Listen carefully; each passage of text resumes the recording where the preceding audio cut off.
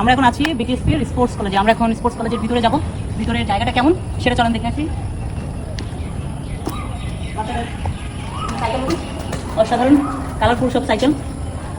আমরা ভিতরে যাওয়ার আগে এই পাশটা একটু দেখি। এখান থেকে গাছ আর বিল্ডিংয়ের যে অ্যাকোমোডেশনটা, আকাশের এই জায়গা থেকে ভিউটা এই দিকে দেখাও। আকাশটা কত সুন্দর, অসাধারণ লাগতেছে। আকাশ দেখা যায়। চলো এবার আমরা ভিতরে যাই। আমরা এখন কলেজটার ভিতরে যাই, দেখি ভিতরের কন্ডিশন কেমন।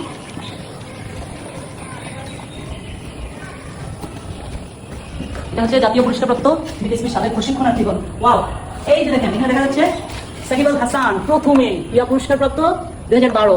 তারপর এখানে আরো অনেকে আছে, শারমিন আক্তার, হুদা জুই।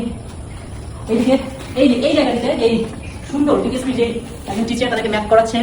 এই জিনিসটি তুমি আরেকটু পিছনে যাও, পিছনে যাও। এই যে তীরন্দাজ, বাস্কেটবল, এখানে লেখা আছে শেপিং চ্যাম্পিয়ন। জায়গাটা অসাধারণ, নলেজ, ডিসিপ্লিন, ডিটারমিনেশন, ডেডিকেশন। আমরা দেখি যে এই জায়গাটা কত সুন্দর করে তৈরি করা।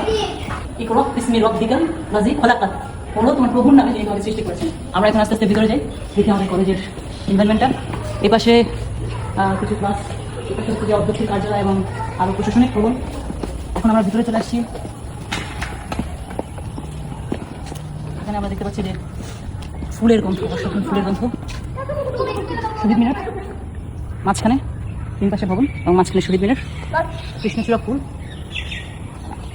দুই পাশে গাছ। আমরা এখন ভিতরে যাওয়ার চেষ্টা করবো।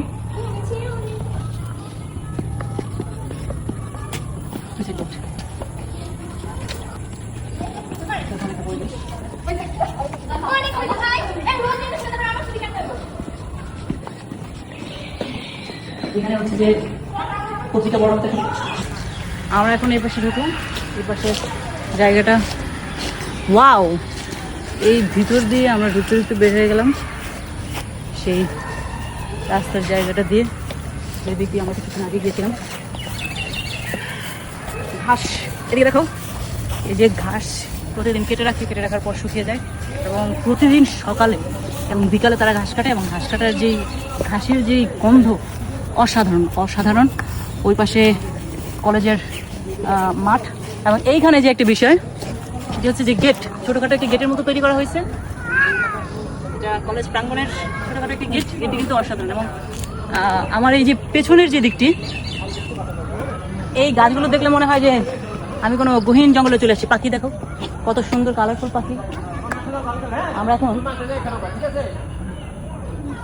সামনে যাবো।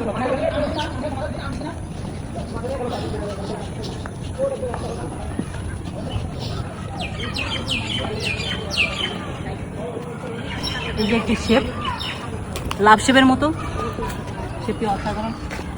যদিও দেখলেই মনে হয় যে ঝুলাঝুলি করি, কিন্তু ঝুলাঝুলির বয়স নেই। ঝুলাঝুলি করলে